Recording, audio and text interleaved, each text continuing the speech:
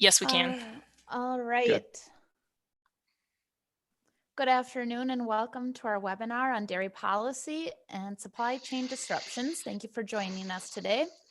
This webinar is sponsored by the University of Madison, Wisconsin Division of Extension, brought to you by the following Wisconsin counties: Calumet County, Manitowoc County, Outagamie County, Marinette County, Shawano County, Kewaunee County, Liz Brown Liz Benversi from Brown County, Wapaka County, Winnebago County, Fond du Lac County, Dodge County, Sheboygan County, and the Ozaukee and Washington counties. I'm Amber O'Brien, the agriculture educator for Calumet County, and I'll be your moderator today. This webinar is a part of the spring farm management update meeting, typically held in eastern Wisconsin in collaboration with the Supporting Farmers During Challenging Times series. When you received your entry link for this webinar earlier today, there was a second link that was included in the email, which can be used to submit questions at any time during this presentation. We will have a few minutes reserved for questions immediately after each presenter is finished. Thank you to those who have already submitted your questions. While we will not be able to get to everyone's questions, feel free to follow up with Steph Plaster or I, and you can find our contact information on the email that you received when you joined today. The webinar will be recorded and posted on the Extension COVID-19 Agriculture Resource website. I would like to now introduce our first speaker, Pete Koppelman, who will be discussing with us national dairy policy impacts due to COVID-19. Pete Koppelman is the Senior Vice President of Member and Government Relations. He has been a leader in working with legislatures on important ag policy issues, including the Farm Bill, trade, and immigration. He's a fourth-generation farmer, having led Meadowbrook Dairy Farms LLC with his wife Shelley and their 3 adult children, operating a dairy farm of 450 cows along with 1,100 acres. Thanks for joining us, Pete. Thanks, Amber. Can you hear me all right? Yes, we can, loud and clear. Great. Well, I appreciate the invite today. And just to be clear, the job I have now with Land O'Lakes as Senior Vice President is in fact a full-time job. And yes, my wife and I are still majority owners of the farm, but the kids are home running the farm. And it really, I'm sitting there looking out at the farm right now because it is a work from home environment. And just a couple of clarifications. Number one, I am not an economist. Big disclaimer there. I am not a registered lobbyist, and I did spend 33 years of my adult life farming. Spent 23 of those years on the Land O'Lakes Board of Directors and 15 years as chair. So I do have some experience working with government, working with producers, working with co-ops, and I appreciate the invitation today. So why don't we move ahead? And we can even go ahead to the next slide. So I think it's important, as difficult as times are, to keep a positive outlook. This is my grandson Kenny. He's shown here running through our one of our freestall barns. I think it's important every day to get up with a spirit of optimism because this world we live in is just too tough right now to avoid to do anything differently. And I get up each day with an optimism that I can make a positive difference and move the right direction. Because there is a battle being waged. There's stress at the farm level in our ag communities. It's really high. And I know there's part of this session that's dedicated to that. And but I think it's important that we reach out to those that we work with, those on our farm, those in our businesses, those farmers we work with, because this is going to be extremely stressful. We have not seen it yet in our paychecks, in our milk checks, but it is coming. And we'll go through some of that.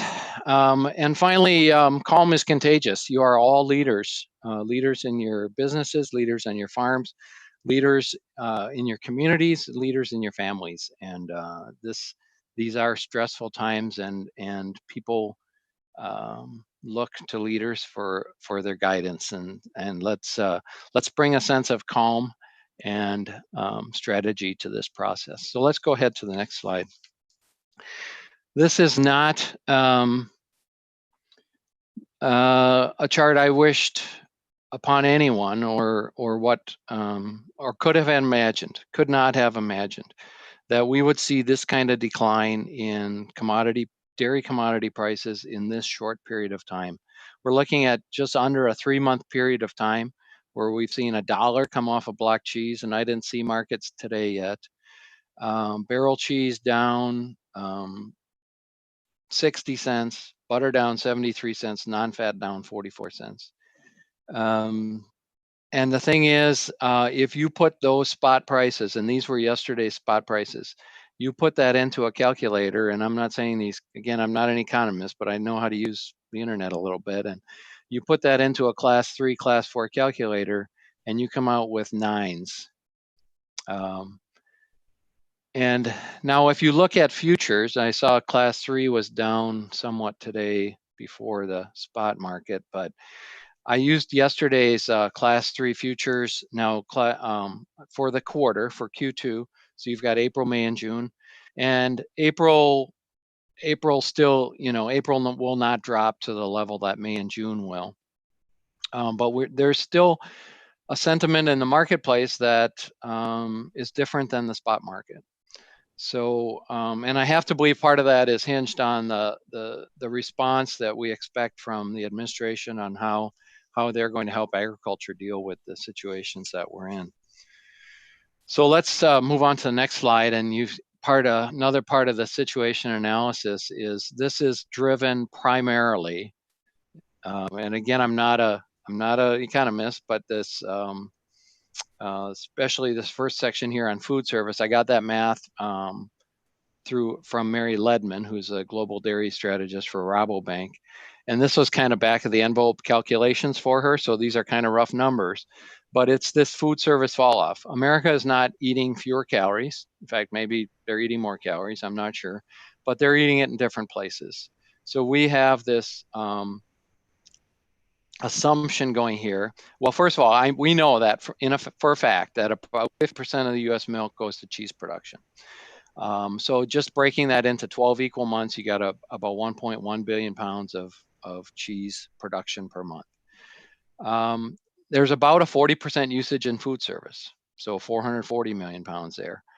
If you assume, and this is where the assumptions come in, and in this world we're living in today, you can say something today that you can correct in a day or two, and nobody really knows because we just don't have data on this yet. The data will be coming, but it's not there yet. But assume a 50% lost business in food service. That's 220 million pounds of cheese a month, or 2.2 billion pounds of milk. So about 12% of the April 2019 US production. We don't think we're seeing that much milk being dumped on the ground. We know there's a lot of product going into storage. And this decline is offset somewhat by increases at retail. We're seeing that. We're seeing, well, consumers are eating differently. So they're, and that comes into this, that weaves its way into this whole problem, is we've got somewhat of an offset in retail. The challenge really comes in from this shift of demand from food service to retail. And so it's not only the fact that people are that it's the US consumption, but we're also talking about international consumption as well, because around 15% of our dairy production was moving overseas, and that's not happening either. So there's this stress and we are seeing increased demand in the retail supply chain, and that's where this view of what's lack of understanding of what's going on in the marketplace is coming in, because consumers oftentimes see empty shelves or more bare shelves, but they're driving all their caloric intake through that grocer, right? So, and the fact of the matter is, our supply chain for food service and for retail was running at fairly full capacity. So you can't just flip that switch and turn those those food service manufactured products into retail products. For instance, what do you do with a 40-pound block of cheese or a 500-pound tote of shredded mozz? I mean, even at Costco, where the sizes are larger, you're not going to take a 40-pound block of cheese and shrink wrap it together with a second one and expect some family to buy 80 pounds of cheese. So there's this whole demand on both food service manufacturing to try and turn it into something that can be sold at retail. And then the retailers can't even keep up, right? The supply chain from the processing and manufacturing to the retailer shelves, that's stressed as well because of the demand. Not only the demand, but the ability of the retailers to the staffing. So there are winners at retail. Make no mistake. Branded dairy products, the trusted brands are can't keep up. For instance, at Land O'Lakes, we've gone away from some of our, I'll call them more the auxiliary type of products, the half stick boxes.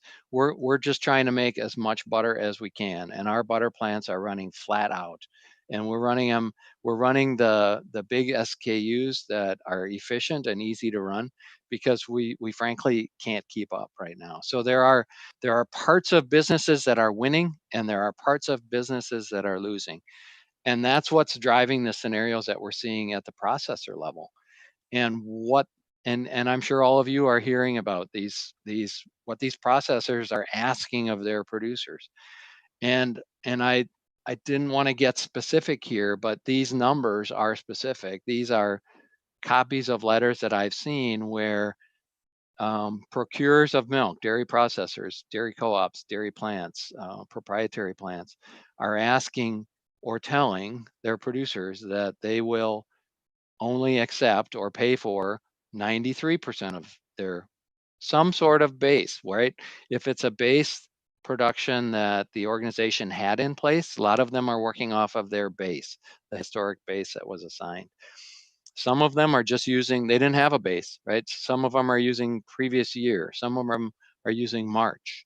But they're asking for reductions of 7%, 10%, 18%, and up to 20%. And they're telling producers, look, we're food service driven, and we don't have a market for your product. And so we don't have a choice. And I tell you, if I had $1 for every time I heard the word or the term force majeure, I'd be a rich man, because this is being declared all over the place that, look, this is an act of God, and we cannot honor the agreement. We cannot honor the contract. And that's happening all over the place. So these reductions of milk going into plants, that's happening coast to coast, West Coast, East Coast, Midwest. It's North, it's South, it's middle of the country. It's all over the place. And I think, frankly, we haven't seen all of it yet. Let's move on to the next slide. So a little bit of history on dairy policy. Just a reminder, I'm not going to spend a lot of time on this, but the federal dairy price supports were established first in 1949. And I'm going to fast forward up to 2002 and the 2002 and 2008 Farm Bill. Basically, the two programs, which were very similar, dairy price support program and the dairy product price support program. So that those programs that we had running for 12 years, from 2002 to 2014, basically fixed the price for milk at $9.90 a hundredweight. And it did that through product purchases. And those prices were somewhere in that $1.10, $1.13 on cheese, about $1.05 on butter, and 80 cents on non-fat dry milk. And if the government bought at those prices when markets were, when there was oversupply, we tended to stay near that 990. Now we did slip below that, like 2009, we slipped below that. So the idea was, let's create something better. So and that's where frankly, that's when I got even more involved, was in 2009, 2010, the crisis we had then. Through my board role at National Milk, I was involved in the committee that created the Foundation for the Future, which became what we now know as dairy margin coverage. Really, what it was designed after or designed around was a revenue protection crop insurance style program for dairy based on margins. And we used Bruce Babcock, who was kind of like the father of crop insurance, to help design the program. And so I think that just the reminder here is that we don't have a price support program. There is no floor. And I think sometimes people forget that. So just a reminder there. So let's move on and talk about how some of those programs are being used. So what we know, and this is public information, what we know that for 2020, there is dairy margin coverage at the 950 level for about 28 billion pounds of milk. And just as a reminder, there's about last year there was 218 billion pounds of milk produced in the country. So about 13% of the US milk supply, we know, is covered at 950 NDMC. We also know that a lot of people signed up for the catastrophic level, the lowest level, the $4 level. There's 79 billion pounds, or about 36% of the US milk supply subscribed at that level. Now, just for a benchmark, if you haven't looked lately, the June, what we're seeing for futures for June, and right now we've got class 3 futures at for May at 1104 and June at 1214. We're seeing about a $5 to a $5.50 margin right now. So we have not tripped that. Even with $11 milk, we have not tripped that $4 DMC yet. We also know that the dairy revenue protection program, that insurance program, and LGM dairy, there's about 55 billion pounds covered.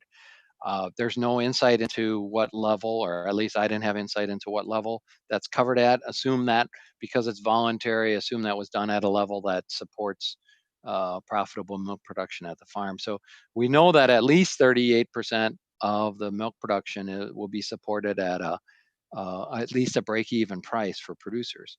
What we really don't know is what portion of the U.S. milk supply is covered by forward contracts, hedging risks that are done independent and privately. But there is an old saying that when the tide goes out, those who have been swimming without trunks get exposed.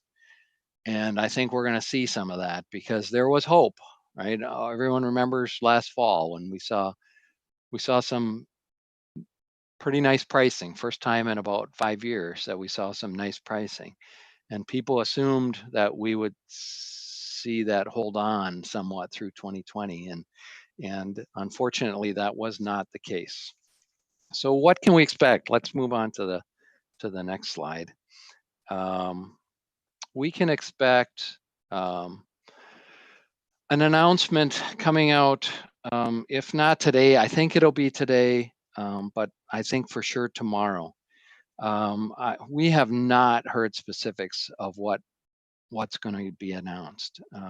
And to be honest, this has consumed at least 30 hours a week, maybe more, of my time the last 3 weeks working on this alone, trying to figure out how to get something through to the secretary that would make sense. And I think it's important to understand the process. Partisan politics are muted at this point in time, right? We saw that with the CARES Act that was passed almost 2 weeks ago now, went through with 100% approval of both the Senate and the House.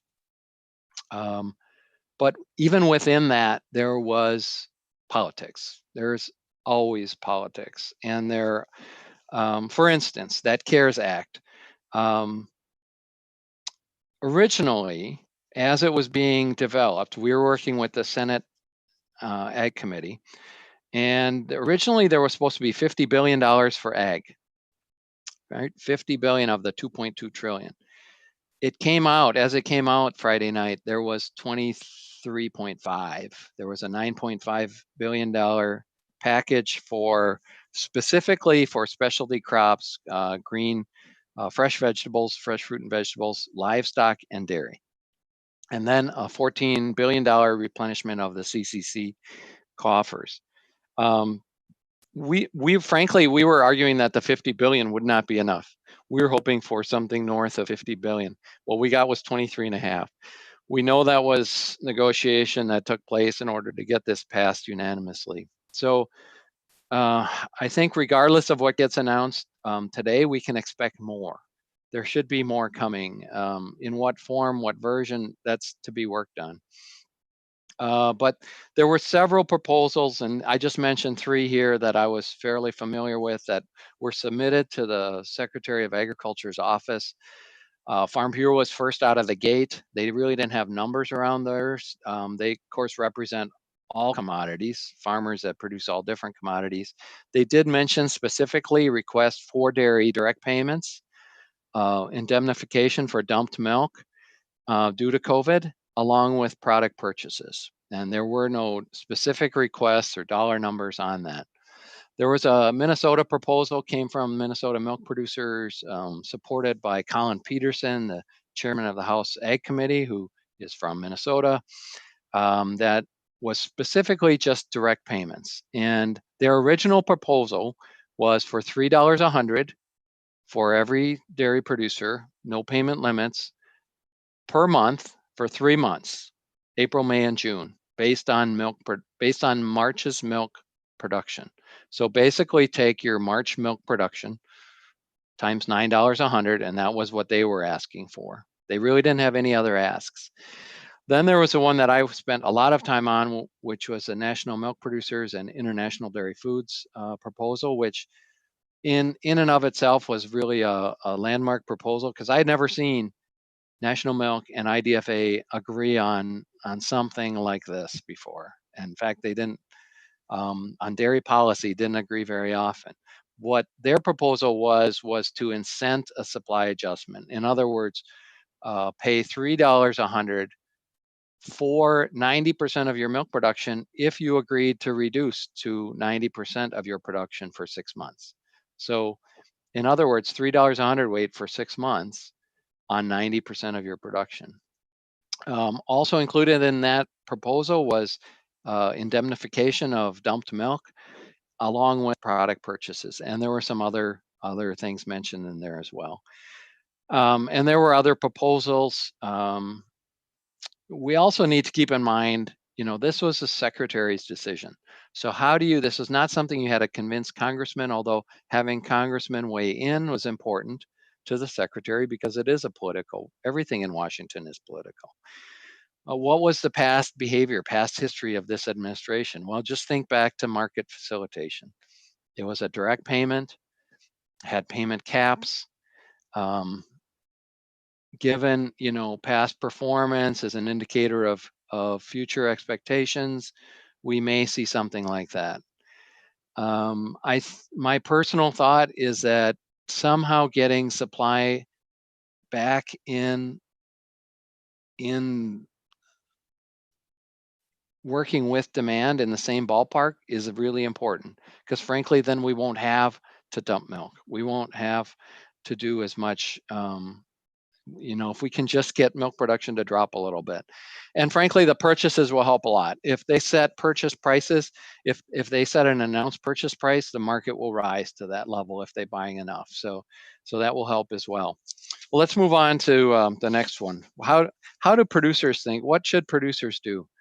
And I think we're seeing this in the marketplace right now, because producers have to respond now. But structure and strategy win over panic-driven responses. And that's where, if you're an advisor, a consultant, a lender, that's where this is really important, to help bring some of that calm and help bring some of that strategy and structure. My advice for the producers is work with your experts, people who know you, your farm, and and the dairy business. Instantly people go to, well, I'm told I have to reduce by a certain percent. I got to start culling. And well, we've got another problem there. There's the COVID impacted slaughter and meat packing facilities are impacting pricing as well. Now, I had a conversation this morning with the CEO at Equity Co-op in Baraboo, and markets actually in Wisconsin for cull dairy cows are still okay, not great. They're still taking cows. Our slaughter plants in Wisconsin area are still taking cull cows. Prices aren't what they were, but they're not the worst.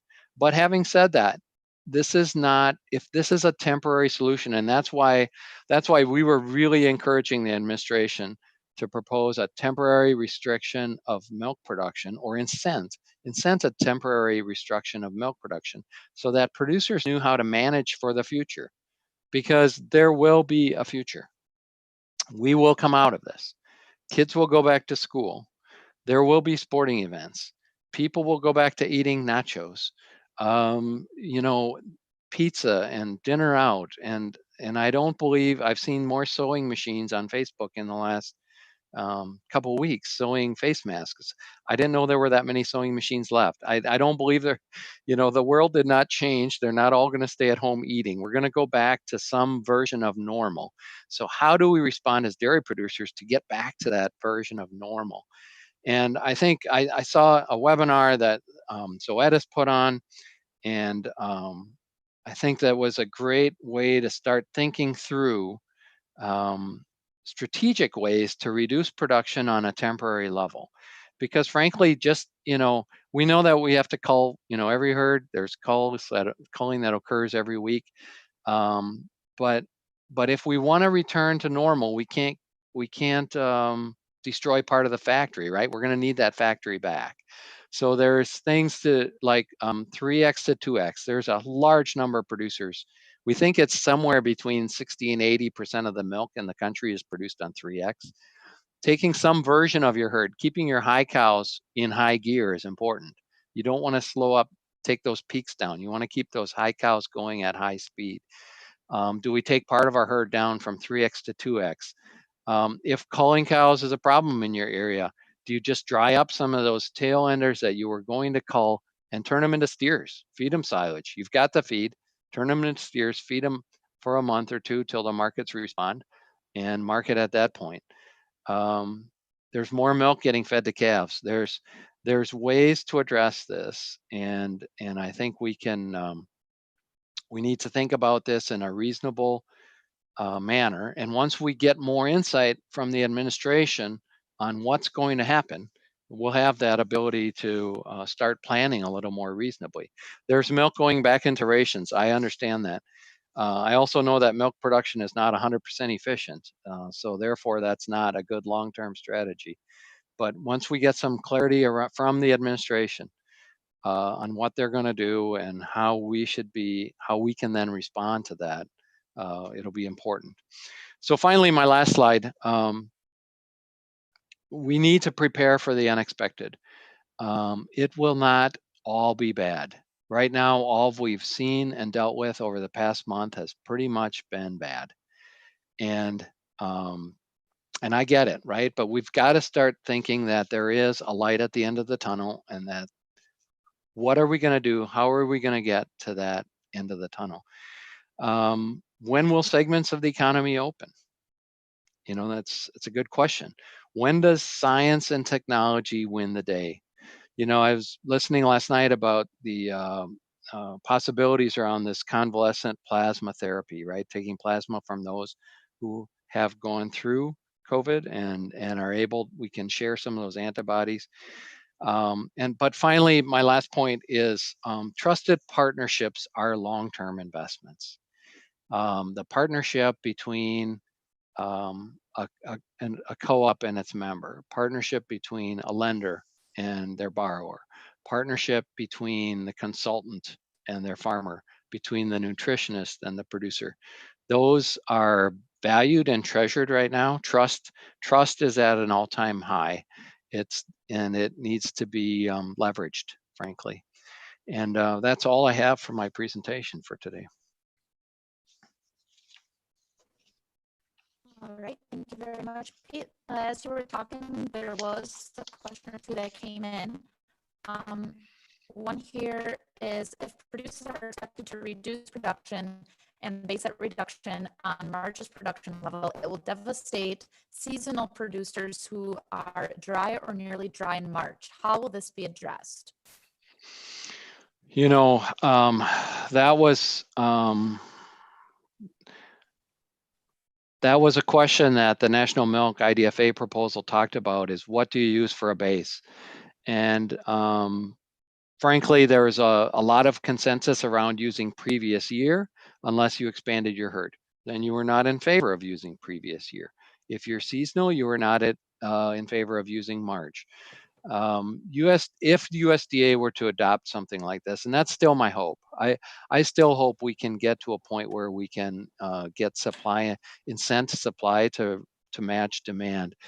Maybe a producer can choose a month, right? And maybe it's not 90%, maybe it's 85% of a month of your choosing, or some version like that. I unfortunately don't get to set those rules, but that would be a way to get around it. Yep, thank you. I know you touched on this a little bit, and this was a previous question that had come in. You were talking about trust between the processors and the dairy farmers and whatnot. And farmers are wondering, is there any legal protection from the demands made by their cooperatives on cutting back, even though they had signed contracts? Is there any legal protection there? So I guess you'd have to get your lawyer's opinion on the document and whether or not there was a force majeure clause in it, which from now on, every contract will have that in, every contract getting written for the next 10 years. But so examining the document, and then the question is, will you have a leg to stand on in this environment where, something none of us has seen in our lifetime?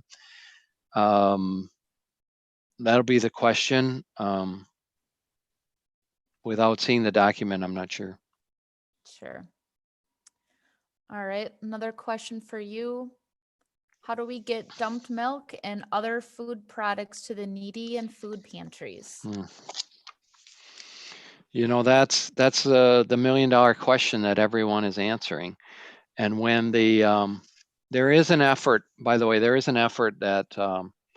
FDA has been flexible in labeling, right? So that we can get food service labeled products into retail or into food pantry. There's been more cooperation from government agencies in the last month than I've seen probably in my lifetime.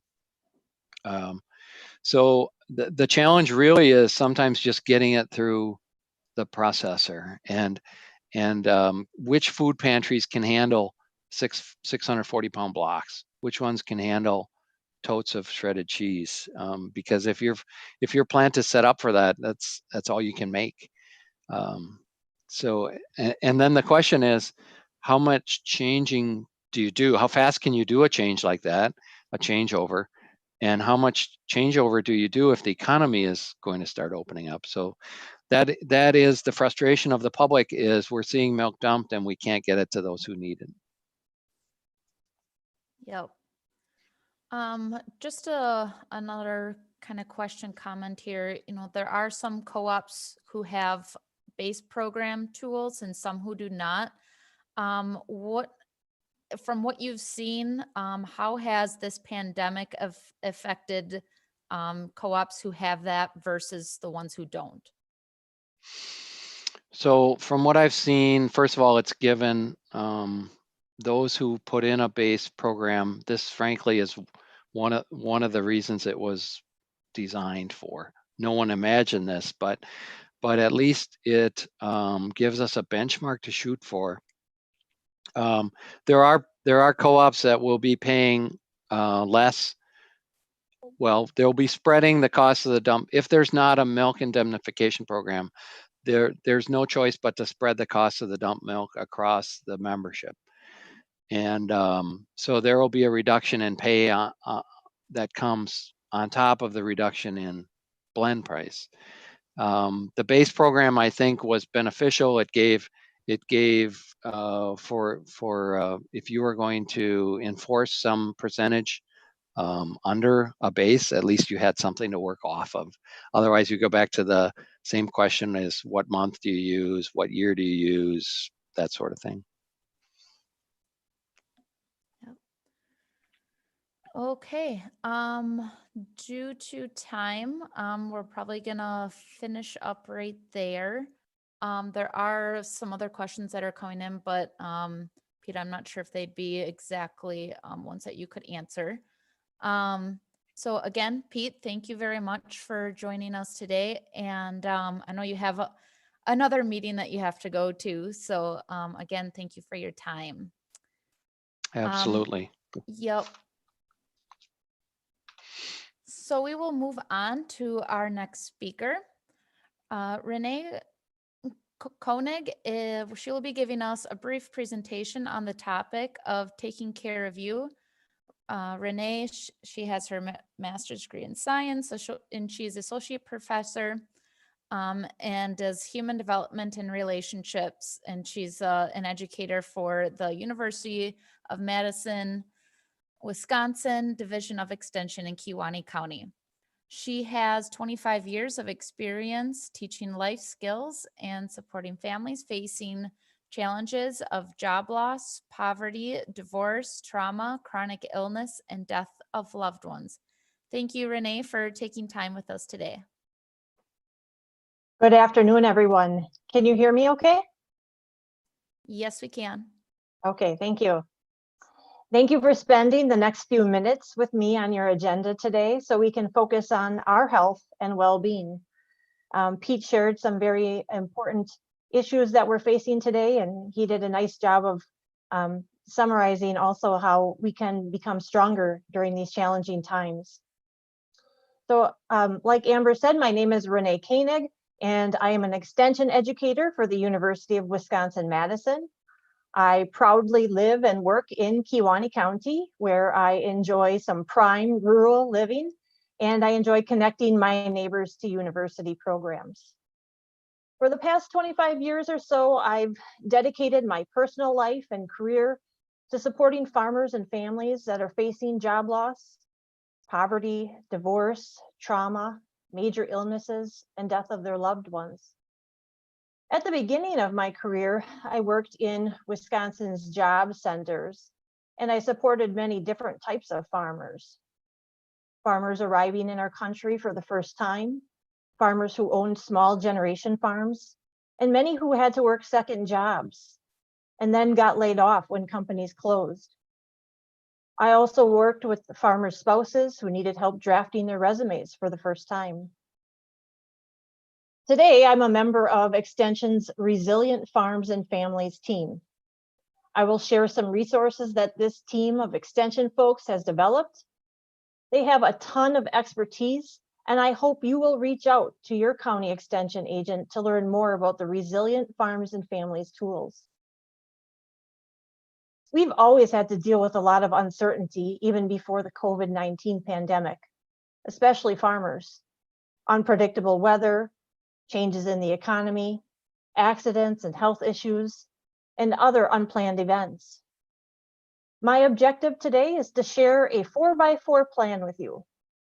First, I will share 4 common ways to support farmers experiencing stress.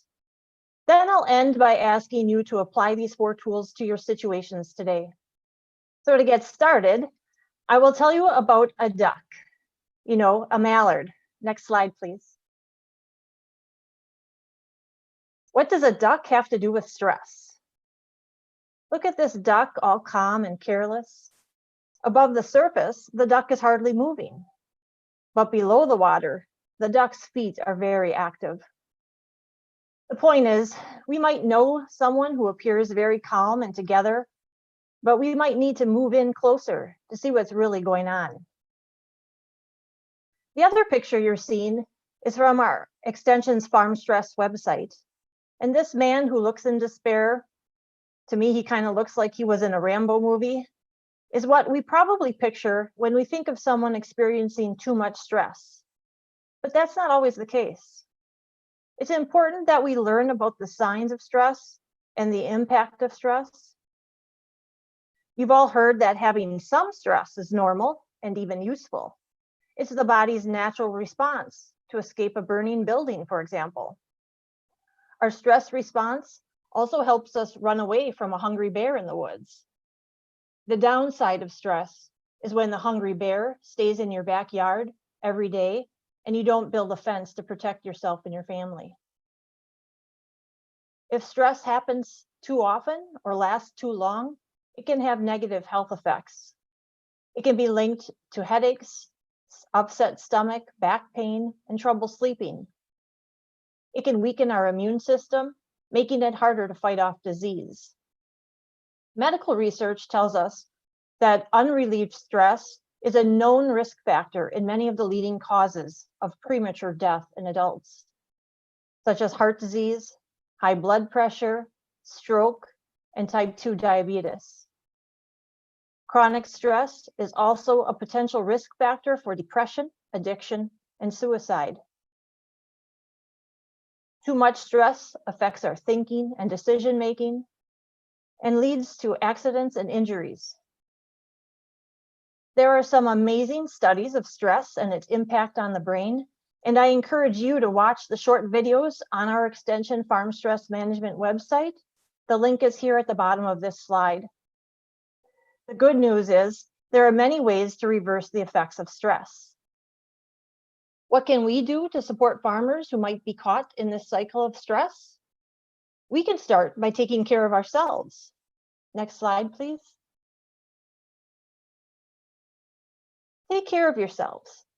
You've probably heard of phrases like, you can't pour from an empty cup, or when on a plane, put your own oxygen mask on first before helping others. A visual of this might be a fuel gauge like the one at the top of the screen. When we're running on empty and we don't take the time to fill up on healthy practices, then we're going to struggle to be helpful to those around us. If you search the internet for stress management, you will likely find pictures like the one at the bottom of a person sitting in a yoga position. Now, I can say I've never seen my farming relatives or my neighbor roll out his yoga mat in his pasture. It might happen, but I think they are probably managing their stress in a combination of ways. I have seen that yoga with goats is gaining in popularity. There are many ways we can take care of ourselves by focusing on our body, mind, and spirit. Our bodies, we need to eat well, drink enough water, exercise, sleep enough, avoid tobacco and drugs, limit alcohol, and remember to breathe. For our minds, positive self-talk, having those inner discussions with ourselves that are positive, looking at things as if the glass is half full, using meditation and prayer, enjoying music and having fun. For me, the jump around song played at the Wisconsin Badgers games always reduces my stress for a while at least. It's so fun. And last, spirit. Live your life in line with your values and goals. Find sources of comfort and hope. Maybe it's a favorite Bible passage or a quote that helps you. At the end, I'm going to ask you to choose one thing you will do to take care of yourself today. Let's start by doing a few simple stretches together to take care of our bodies right now. You've all been sitting for a while. So as you're sitting, just relax, and we're going to do a couple shoulder shrugs. So just raise your shoulders up and then drop them back down. Do it one more time. Raise your shoulders up with me and then drop them back down. And next we'll do a couple of neck bends. So just tilt your head to one side. Feel a nice stretch in the lower neck. And now to the other side. And you might even use your hand to help get a stretch. And then last, just a simple arm cross. So you're gonna take your arm, reach over to your elbow and bend your arm across the front of your body. Pull it in. And then do the other arm, reach across and pull your arm in. And then you can kind of shake that out and take another deep breath. Next slide, please. The second of the 4 strategies I want to share today, and this is important, is connect with others. Pete had mentioned this. that is so important to have those partnerships in your business. And we know that we also, right now we have to be physically distant, but it's so important to pick up the phone, call, text, and check in with others. One of the key factors for how well we cope with stress is how connected we feel to those around us. A few months ago, I met a lady named Cindy. She attended my workshop on parenting children who have experienced trauma. Now she comes to almost every workshop I teach. I'm sure some of you can relate to having repeat customers. But Cindy has an adult with severe disabilities. He will always need her care. Cindy attended my workshops on managing her stress as a caregiver for her son. And because Cindy is in her later years of life, she came to my other workshops on aging well, and we've become friends. The other day, Cindy sent me a text that made me smile. The text was, "Hey Renee, how the heck you doing?" The funny thing is, it was just what I needed that day. Like many of you, I've been at home with kids, and it's been a challenge working and staying home every day, all day long. I needed someone to just simply ask me, "How the heck you doing?" Connecting with others is a two-way gift.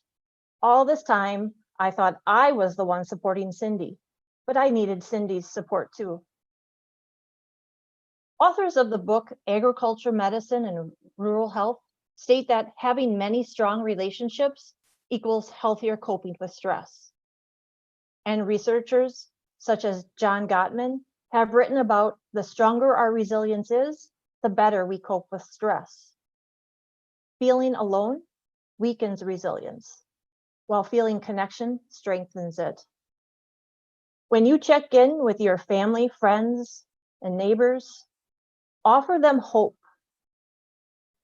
Sometimes our stress stems from grief.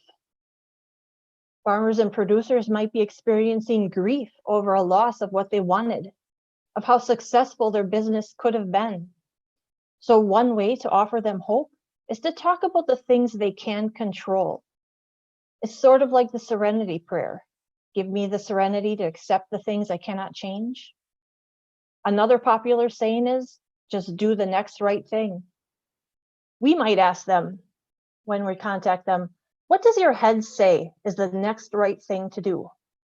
What does your heart say is the next right thing to do? They have the control to decide what is the next right thing. Will shovel and move the pile, or go make a sandwich because I haven't eaten for the past 11 hours? Will they crack open another beer, or go to bed and get enough sleep? Will they start fixing the truck, or go hug their spouse first? When you're having these conversations, it's possible that they will share some very hard things with you, and you will want to be prepared. There are many resources available to you. Next slide, please. Tap into the resources around you. Extension folks, therapists, the doctor call might be needed, clergy, the Department of Ag Trade Consumer Protection, Harvest of Hope. The access.wisconsin.gov is the access system for Wisconsin benefits, and 211. You're probably familiar with many of these resources, and there are so many new disaster relief ones from this pandemic, and I will share a few links at the end. But 211 is really helpful because if you can't remember a phone number or an agency, 211 is kind of like a phone book and an encyclopedia. You don't have to have all of the solutions for them, but you can be a connector. Connect them to resources. It's also important to learn the warning signs of mental illness and ways to help. Next slide, please. The QPR, suicide prevention, stands for question, persuade, refer. And it's like CPR, but for helping someone in a crisis of suicide. It's about a 1-hour training. Mental health first aid.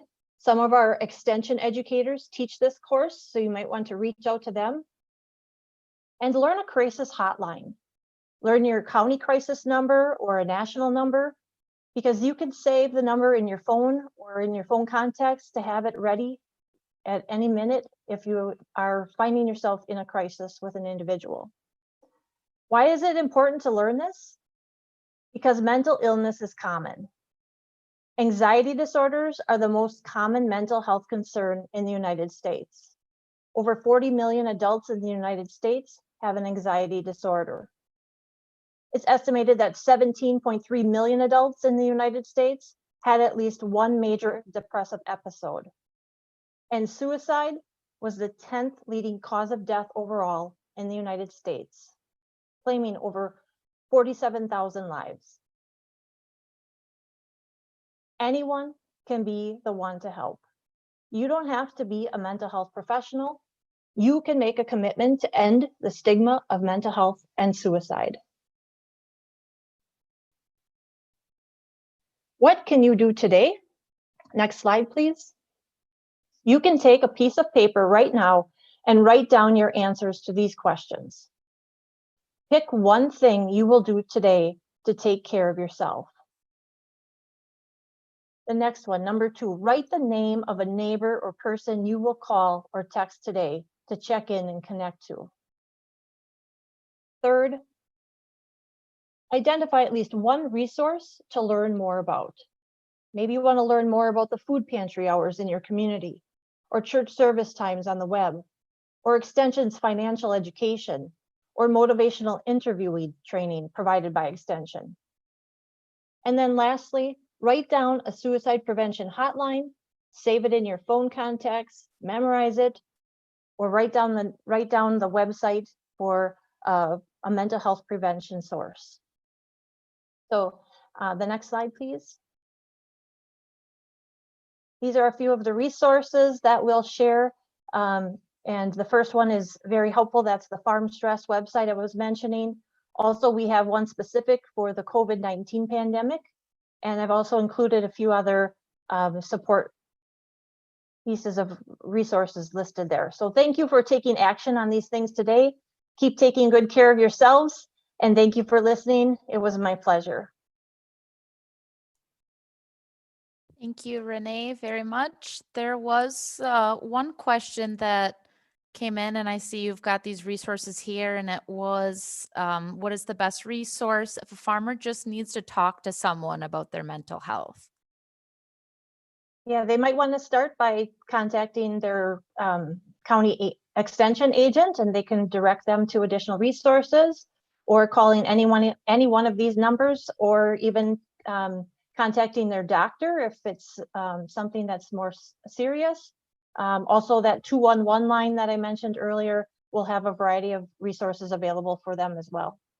But they, depending on the situation, they might want to just start out by talking with family and friends, or going to their county extension agent. Great. Thank you very much, Renee. Thank you for your time. Our final speaker today is Adam Brock, who will be discussing with us the current market supply disruptions that we've been facing.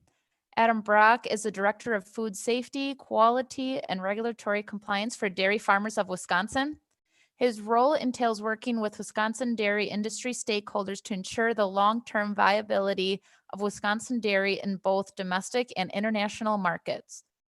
Adam works with industry partners to protect the Wisconsin dairy brand through research and training in areas that impact food safety, quality, regulatory compliance, product development, business continuity, and sustainability. Thanks, Adam. All right. Hello, everyone. I think we've had an excellent group of panelists so far, so I hope I can follow up with some information that would supplement Pete and Renee's excellent work. So I wanted to kind of talk today about the disruption we're seeing. So oftentimes, I hear what on earth happened and how do we get out of this mess? That's basically what the phone calls are about. So I'll go through a little bit of what happened and some basic information. So next slide, please. So I always like to start talking a little bit about Dairy Farmers of Wisconsin. I'll be very brief. Many of you know about us, but the one thing I do like to call out is we're not allowed to lobby and we cannot directly impact milk prices. We can work to drive dairy demand with our partners, working with producers and processors and others. My focus is protecting the Wisconsin dairy brand.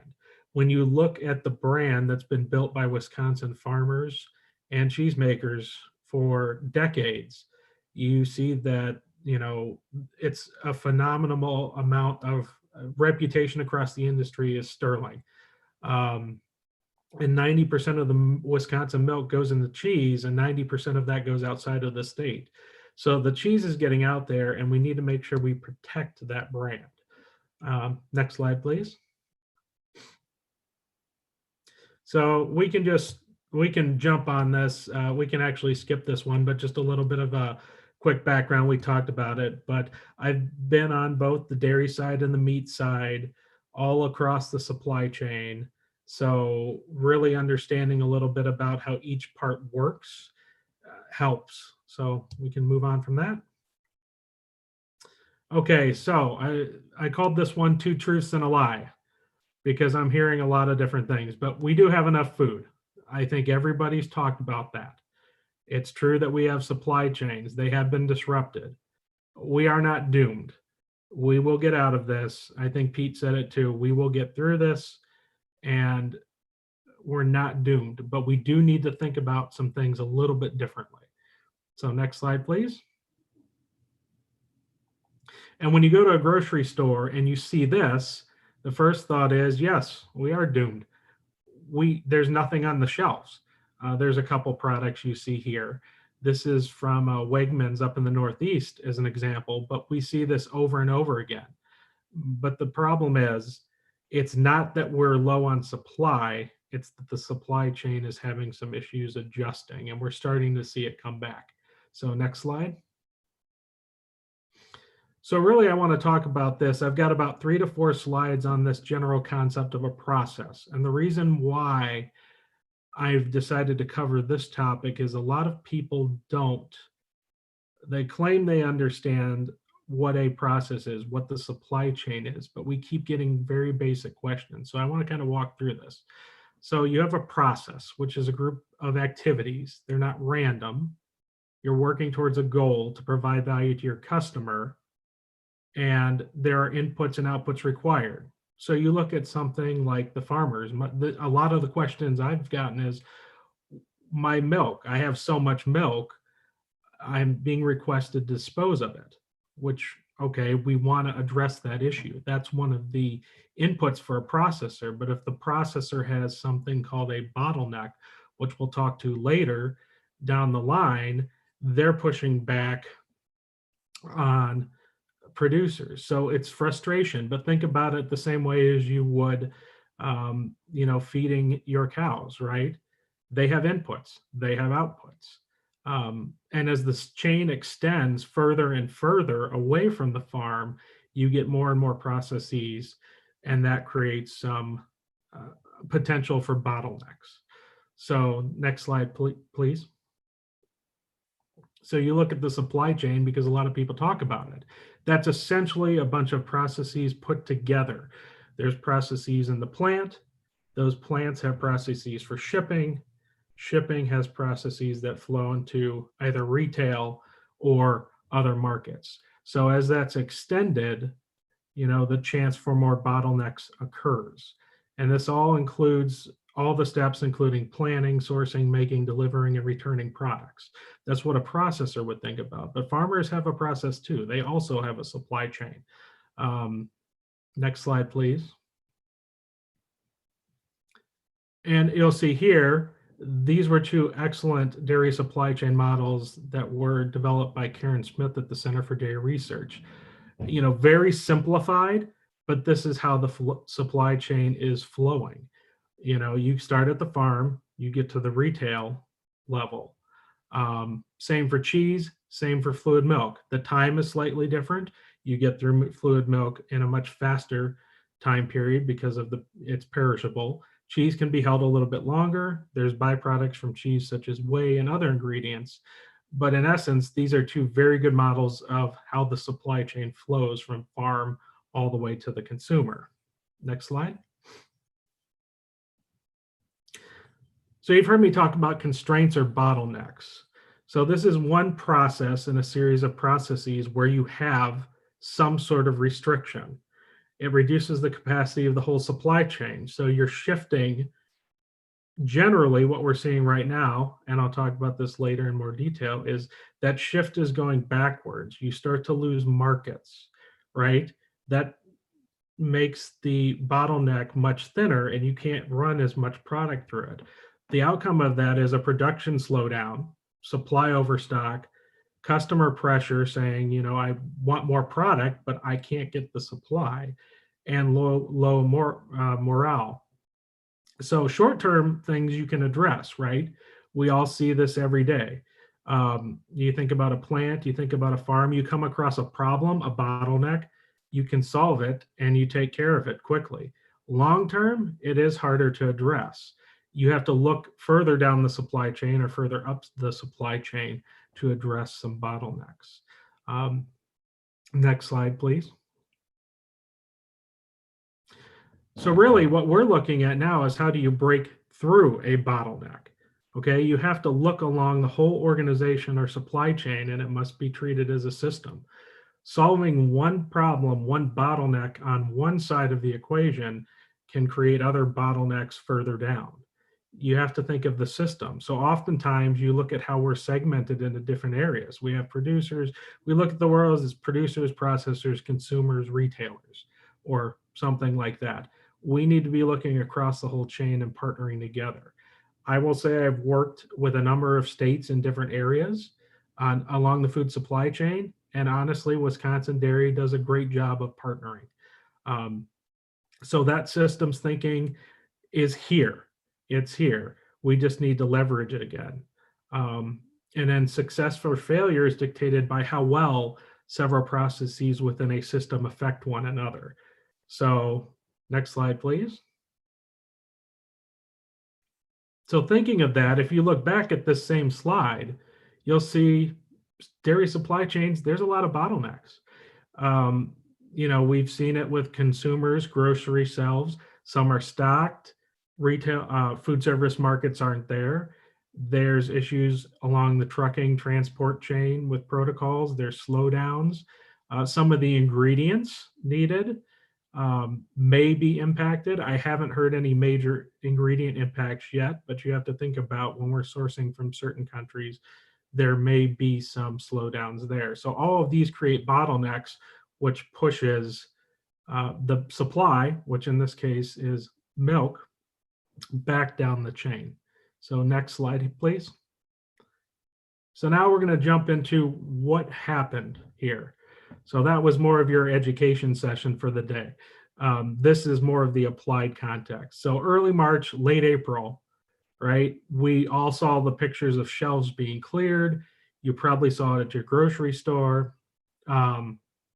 Food sales increased, but dairy sales all told us it was up 600%.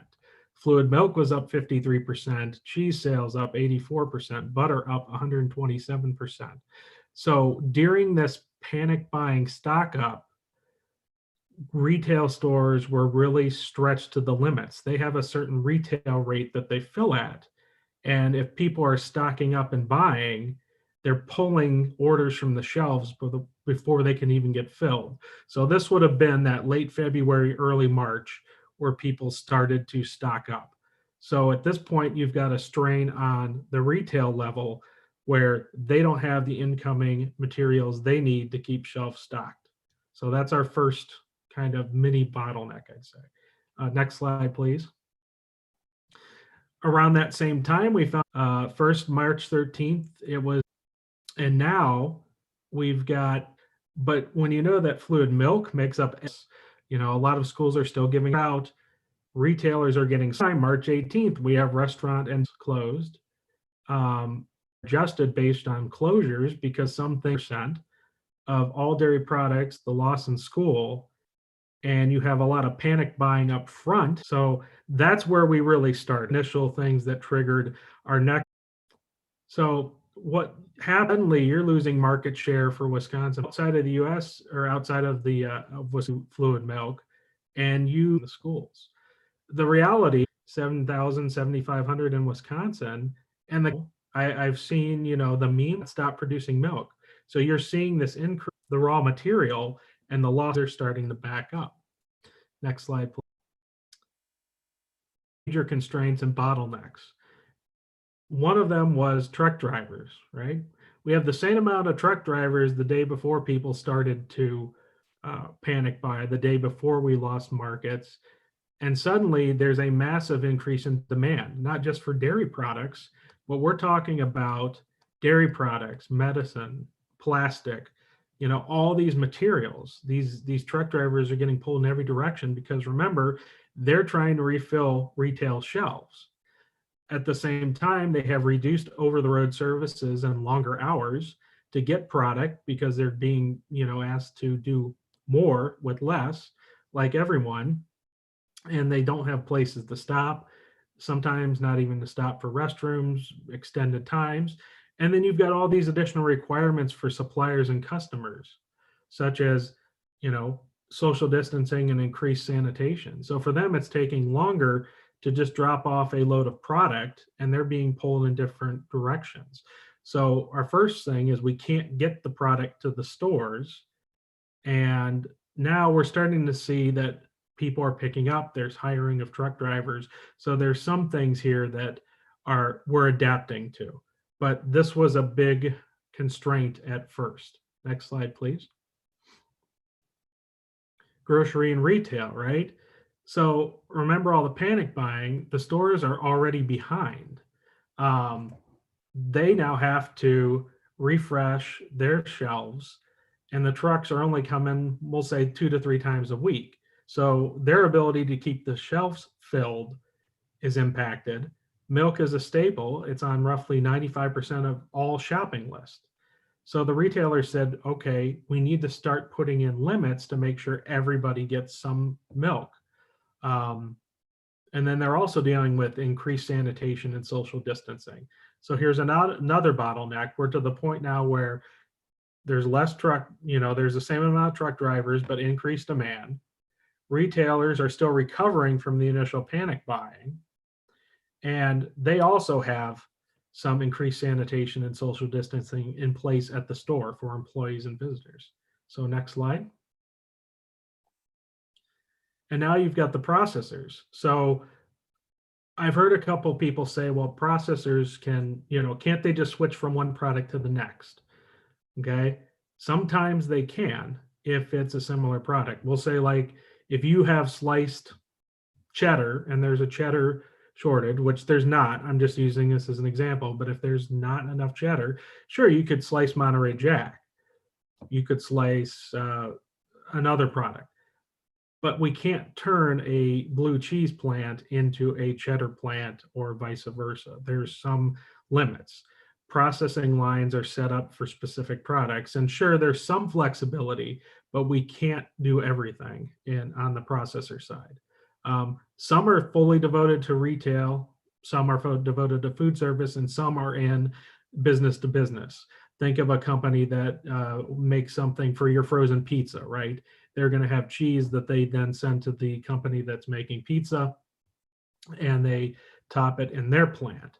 But you'll see with the loss of food service markets, some of that food service equipment, whether it's packaging or whatever, they have limitations. Their markets are now heavily impacted.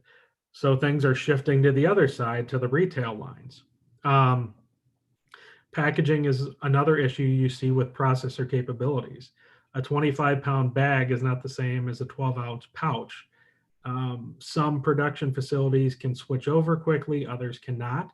I can say that a lot of retail, a lot of the converters have been running at full capacity on the retail side, you know, and they're trying to find ways to make the food service product fit into the model of retail, but it's not a quick fix. And then again, plants also have increased sanitation and social distancing as well that they're dealing with. So next slide, please. Then there's capacity. So again, we go back to the initial panic buying. Processors saw that and started to amp up, but again, they're also impacted by demand. Their production lines, they have to adjust, they have to adapt. They're dealing with social distancing.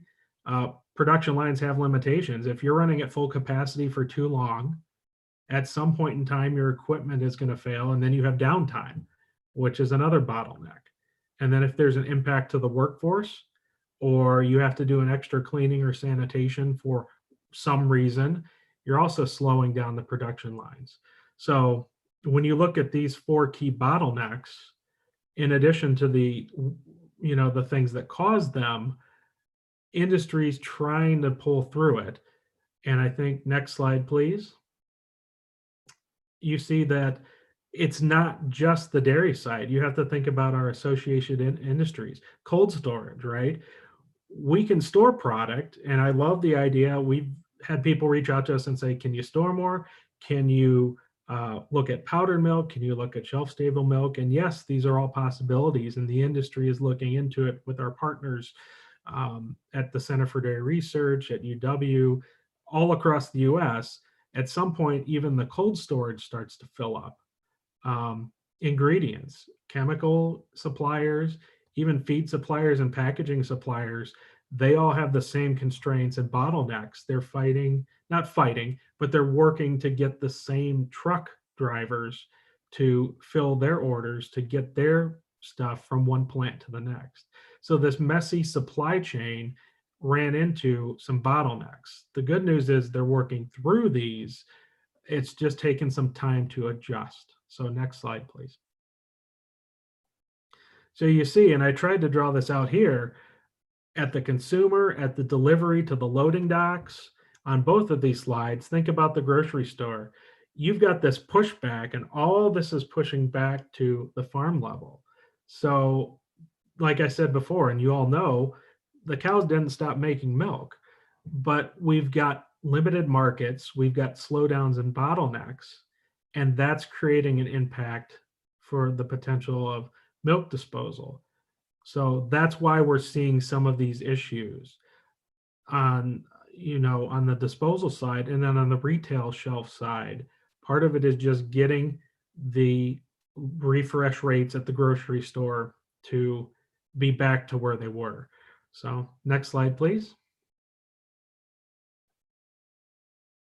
So how are we in the industry addressing some bottlenecks? And there's some short-term and some long-term solutions here. When I talk about some of the immediate impacts that we have, so the Dairy Farmers of Wisconsin and Department of Ag, Wisconsin Growers Association, many of you have probably seen the email about contacting us if you see retail limits. Some retail limits were lifted, and many continue to be lifted. There are still some in place. The best thing you can do is really, if you see a retail limit, talk to the store manager, ask them why, and ask that they please reconsider that and get rid of the limits. So we were able to work with some partners and get those limits lifted. There are still some companies where you'll see limits, but the best thing you can do is talk to them and ask why, and ask them to please remove the limits.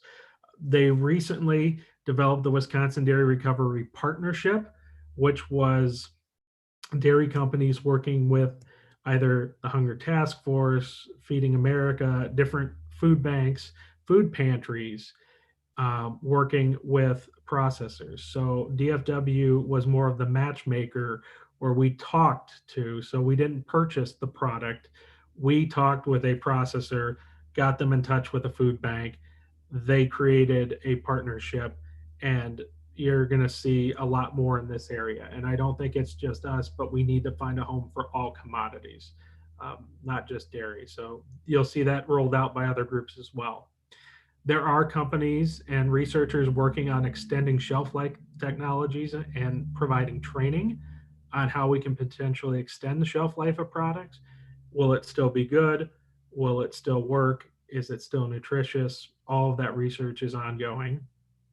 A lot of Wisconsin cheese companies, small artisan cheese makers and farmers, you can still purchase things online. We actually have a website here, wisconsincheese.com, that you can order online from, I believe, over 40 cheesemakers throughout the state. The small regional ones, they're still open for business. They're still selling product. They're still trying to get into new markets. We developed a website for industry that was tied to COVID-19. There's best practices in there and information for both consumers, farmers, and processors. It's split out into 3 different areas. And then there was an SOP developed for dairy processors to deal with some of these COVID-19 employees, because we found very quickly that you've heard of the impacts on the meat industry, and how there's been a slowdown there as well. We want to try to avoid that by following CDC guidelines to get best practices and training programs in place to keep the plants running, because when the plants are running, we can get the milk flowing at a normal rate. Next slide, please. And then in the long term, we're going to have to continue to drive purchases through e-commerce. That's not going away. It's a reality. As much as we love the retail stores, business will come back, but we need to make sure we have a presence in e-commerce. We'll continue to update websites on our website and with our partners. There are a number of other partners on that website with us, including DBA, PDPW, and WCMA. So we're maintaining that website to help the entire dairy supply chain. We have to look at new markets to alleviate potential downturns. It may be that certain food service operations over time, as they learn to adapt, we may have to look at offering certain limited time offers, that work for takeout and drive-through to drive some business. New products and technologies that will survive marketplace disruptions. Everybody's looking at new products and technologies, and it's really in the effort to keep the supply chain going, to keep things running. And we also need to continue to educate the entire supply chain, including consumers, about protecting the Wisconsin dairy brand and business continuity. Long term, we need to think about things so that we don't run into these bottlenecks. But really, it takes that systems thinking all the way across the dairy supply chain to do that. So what I would really like to see is processors and farmers talking about solutions. And I think, coming together like we have in the past, but really working together to get things going again. Next slide, please. So what can I do? We're all consumers of some sense. So if you see a retailer that still has limits in place, go to the wisconsindairy.org stop limits, and please ask the manager to remove limits on dairy. The second one is continue to buy dairy products online. Again, the Wisconsin Cheese website has worked with some of the smaller cheesemakers to get information online. When you do decide to visit a restaurant or bar for takeout, just ask if the dairy products are from Wisconsin. Add a slice to your order, ask for milk as a side, just ask. They are more than happy to help. Now, this is a special takeaway for the farmers. There's a lot of questions on what we can do. And if you come away with one thing from this, I want you to look at your supply chain. And I'm not talking about where your milk goes. I'm talking about look up your chain, your feed, any of the chemicals you use for cleaning, any materials you have, and let us know, are you having any issues? Are there input issues? We want to make sure that if there's anything coming down the pipeline, if you have an issue with sanitation chemicals, if you start hearing issues on feed, we want to address that, and we want to have our industry adapt to those bottlenecks to keep the milk flowing. So look at your supply chain, reach out if you have any questions on that, and I think anybody's happy to help with that. And then, of course, we want to thank everybody that continues to work in the dairy supply chain. I've said it a couple times now, but when you see people drive by, you see a farmer working, wave to them, write them a letter if you want to, if you know who they are, but just let them know, because I think, to Renee's point, even though we can't be together, just letting them know how much they're valued and how it's critical. So we can't lose that touch. Farmers are the lifeblood for the industry. So if we lose that, if we lose that market, if we can't keep the milk flowing, it's a huge issue. So these are just a couple things you can do. And with that, next slide, please. And I guess with that, Amber, I'm open for questions, or anybody else is open. Yep, thank you very much, Adam. Again, I'd like to thank all of our speakers for today. This, I believe Pete is still on as well, so if either of you two would like to chime in on this. I understand you guys aren't economists, but we did get a question in, they'd love to know what's the best worst case scenario, most likely regarding class 3 prices of milk by Q2, 3, and 4 and into 2021. And then possibly quantifying in terms of an estimated dollar per hundredweight that will trickle down to the producer from the recent government stimulus packages. That was a couple questions there. Yeah, I was gonna say, I don't know if Pete's there. I'm kind of the supply chain guy, so Pete might be more open to pricing if he'd like to. Sure.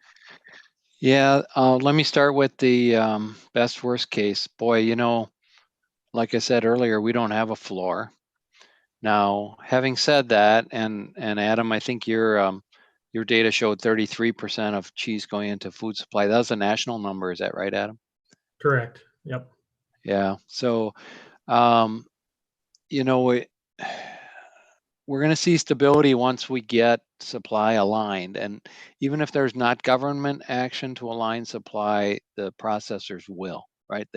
It'll be haphazard, or it'll be big requests, or if you're a small purchaser of milk and you make all retail, you may take more milk in. So I think, and the question will be how much reduction occurs between now and the time we come out of the tunnel. When you see a swing down hard and you see response, you could see a swing back the other way, and there's nothing backing that up, right? That's just pure speculation. So the question, if you're prepared for this downturn, then the question is, be careful that you don't see some glimmer of hope, like $14 or $15, seeing that's as good as it's going to get, because we don't know that. I know as a producer, I've limited myself that way in the past. As far as the trickle down effects of the government actions, I just saw an announcement that SBA has run out of money for the PPP loan. Now that there were efforts already going by the Republicans to replenish that, to put more money into the the SBA. Did I say CCC? I meant SBA, the PPP program, the Payroll Protection Program. I think I have to believe we're going to see more dollars going into that Payroll Protection Program. That's 2.5 times your 1 month's wages. So, and that a lot of that can be forgiven. That's a benefit if people get their applications in through their lender. Who knows? The government is printing money. They're in the business of printing money right now. So there's just such unpredictability out there. I wish I could shed some light to it, but have someone you can trust that can advise you and keep you up to speed. I know if you're a producer, you're out there milking, and you're gonna be planting soon. You're gonna, you got your days full. So make sure you have your banker, your consultant, your the county agent that gets regular updates. Be checking those updates. All right, thank you very much. Is there anything else that Pete, Renee, or Adam, anything else you guys would like to add? Anything for final comments? No? All right. Again, thank you guys very much for taking the time today. And I'd also like to thank Steph Plaster, who is behind the scenes, taking care of all the technical support, and all of our other colleagues who helped put this webinar together.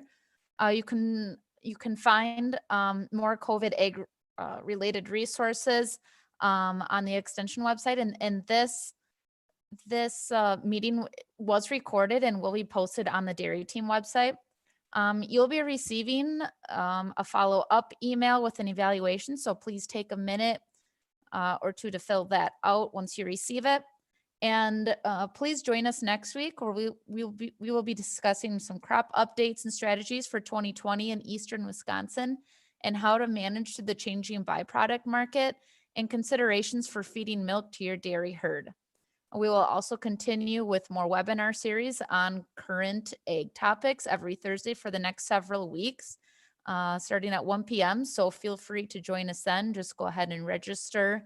You're going to have to register again on the new link. So again, thank you all for your participation today, and have a great day.